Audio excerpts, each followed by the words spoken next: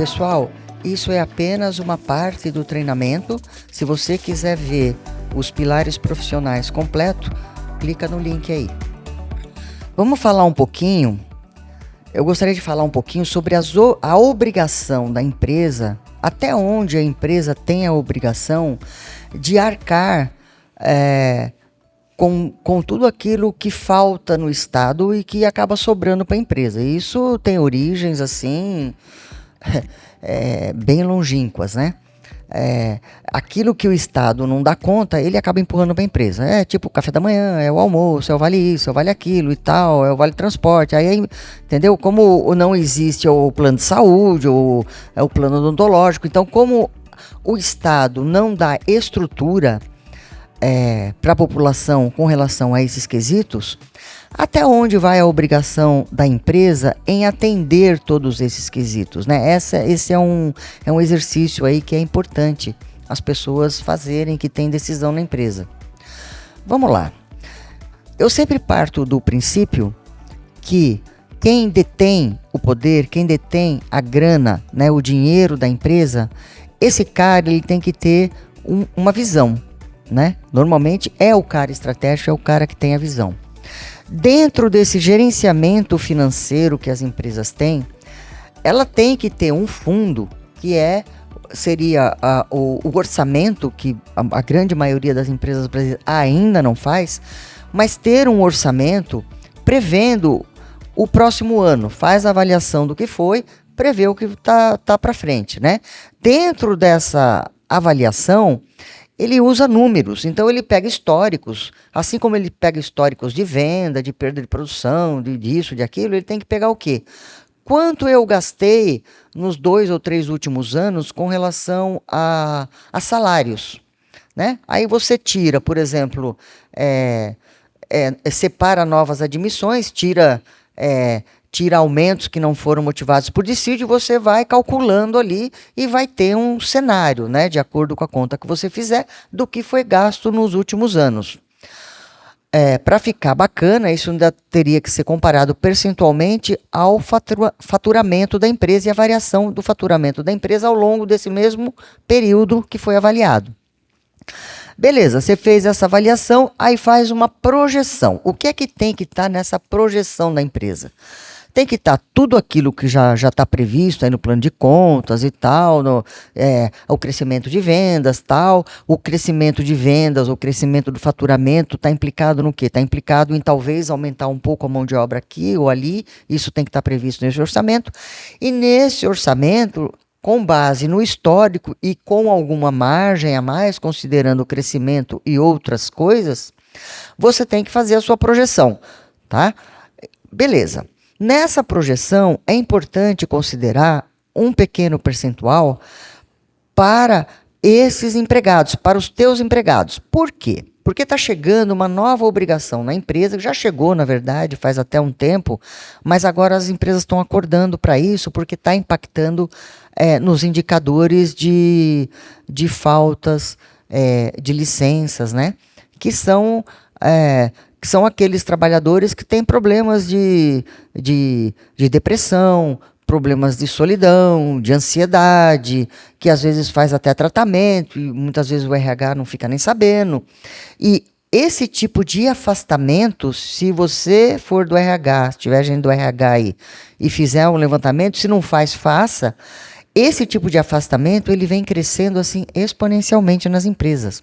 Ou seja, além de todos os outros custos que a empresa já assumia com relação a gestantes ou outros tipos de licença, afastamentos e tal, tem mais esse custo que está chegando, que é esse custo desse funcionário que traz esse atestado e essa demanda de problemas emocionais, vamos tratar assim, né?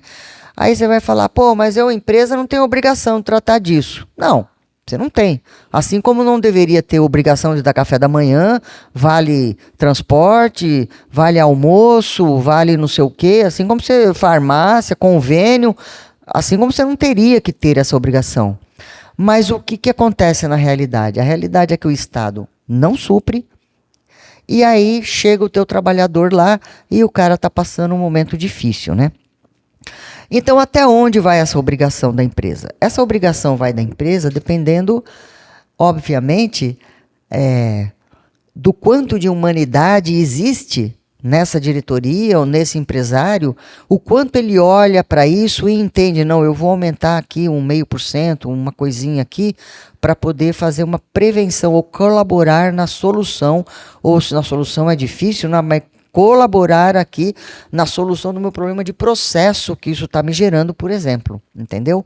Ou eu vou procurar um benefício para os meus empregados, seja através da internet, desses sites, por exemplo, psicológicos que tem, que a empresa contrata e disponibiliza para o pessoal, ou contratando um profissional, sei lá, cada empresa vai achar o seu caminho. O importante é que o estrategista, o sócio da empresa, que aquele que vive em função de lucro, porque nós estamos numa sociedade que tem que ter o lucro, né? Que ele faça essa conta. Então, que isso não fique assim, que ele xingue cada vez, sabe? Que o cara faltou, o cara não sei o quê, aí o cara fica estressado. Então, já tem que ter o plano B para esse tipo de coisa. Porque se for se ver certinho, claro, não deveria ser obrigação da empresa, mas na prática acaba sendo, porque o Zezinho trabalha lá e a gente tem que lidar com essa situação. Inclusive, pessoas do RH às vezes não estão nem preparadas para lidar com esse novo tipo de problema que tem chegado até as empresas, né?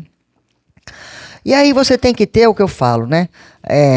Essa organização, né, do trabalho e essas obrigações, elas minimizam muito o lado da empresa quando você tem as coisas estabelecidas, ou seja, organograma, normas e procedimentos, tabelas salariais, PLR, cargos e salários. Você tem, né, os pilares bem posicionados, bem estabelecidos, né?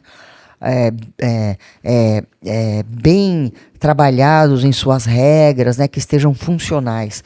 Quanto mais funcional for a estrutura organizacional da empresa, melhor aderência ele vai ter para o pessoal trabalhar lá. Não vai ter um pouco menos de troca-troca. Não que não vá ter, mas as pessoas vão considerar isso uma segunda, terceira vez antes de trocar de trabalho, né? Então, isso é um fator importante. Por quê? É muito importante para a empresa entender que o que motiva aquele trabalhador a acordar todos os dias e passar aquelas 8, 10 horas na empresa, né? Almoçar lá, às vezes toma o café da manhã lá. O que motiva esse trabalhador? Isso exige uma proximidade muito grande entre quem administra e quem trabalha, né? O cara estratégico da empresa tem que enxergar o público dele. Quem são essas pessoas? Onde moram essas pessoas? Quem são os familiares dessa pessoa? Quem ajuda na casa, né? Esse cara, ele sustenta quem com esse salário? Quem mais trabalha naquela casa? Sabe, eu acho que o empresário tem que ter esse olhar de uma forma macro, sem dúvida, mas sabendo como é que funciona, entendeu? Como é que funciona. Por quê? Porque esse trabalhador que está aí na empresa, ele tem os desejos dele, ele tem os objetivos dele, né? E às vezes quando ele não tem, é porque ele está perdido na vida, é talvez daqueles que começa a ter problemas existenciais, que não sabe muito bem o que está fazendo, né? Por que acorda todos os dias e por que está fazendo isso todos os dias. É muito comum, né? A gente chega nas empresas e encontra pessoas assim, e muitas vezes as pessoas mais simples e mais operacionais são a que mais solta o verbo e fala: eu não sei para que eu acordo todo dia de manhã, por que eu venho fazer isso aqui todos os dias, eu não tenho motivo, não sei por quê, fora o dinheiro não vejo nenhuma outra coisa no que eu faço, né? Outro benefício no que eu faço. Então, eu acho que sim, também é uma obrigação da empresa levar uma mensagem um pouco melhor para esses colaboradores, principalmente os de chão de fábrica, que às vezes têm menos recursos, né? E eu vou dizer assim que dentro dessa motivação aí dos empregados, existe uma questão que causa muito conflito nas empresas que eu gostaria de abordar brevemente aqui. Se chama ignorância. E quando eu falo da ignorância, eu não estou falando que o fulano é ignorante, né? Se eu falar que o fulano é ignorante, eu estou querendo dizer a ignorância no sentido da ausência do conhecimento, não como um adjetivo pejorativo para a pessoa. A ignorância, para mim, é uma ausência de conhecimento, são coisas que ela não sabe. E hoje, a quantidade de jovens, né, que são ignorantes, achando que conhecem muito, é muito grande. São pessoas que vêm trabalhar na nossa empresa, né, e não sabem nada, mas não sabe nada do trabalho. Não, às vezes do trabalho sabe, mas não sabe nada da vida. Não sabe o que é, né, uma felicidade ou como lidar com uma tristeza. Não tem resiliência, não sabe. Não sabe o que é viver bem, né? Então, isso acaba, como a pessoa passa muitas horas da vida dela na empresa, e você que está me ouvindo aqui sabe disso, né, acaba sendo, de uma certa forma, uma obrigação da empresa passar alguma coisa, um treinamento um pouco melhor, uma mensagem um pouco melhor para esse pessoal operacional, para os analistas, para os assistentes, para o pessoal aí que segura a onda na produção, que faça essa pessoa pensar um pouco mais, sabe? Qual que é, assim, hoje eu vivo assim, eu faço isso, mas o que eu fiz para chegar até aqui nesse ponto que eu estou hoje? Qual foi o caminho que eu tracei para estar aqui, nesse ponto que eu estou hoje?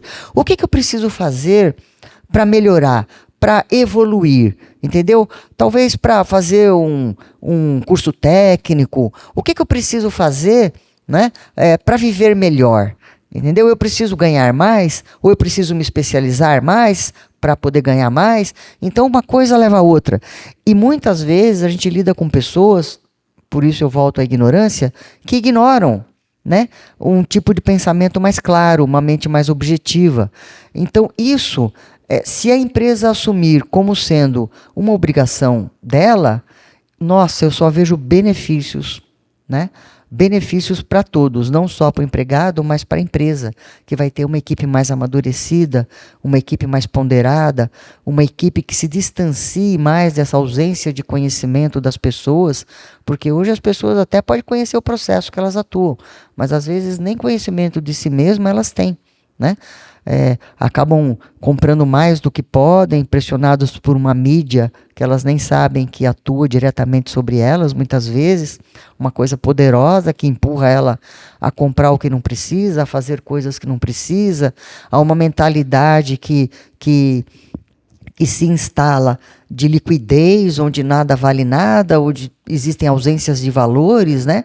Então é muito importante que a empresa assuma essa obrigação, a começar dentro do organograma ainda e ligado a ele, né, ao propósito da empresa. Para que a tua empresa existe?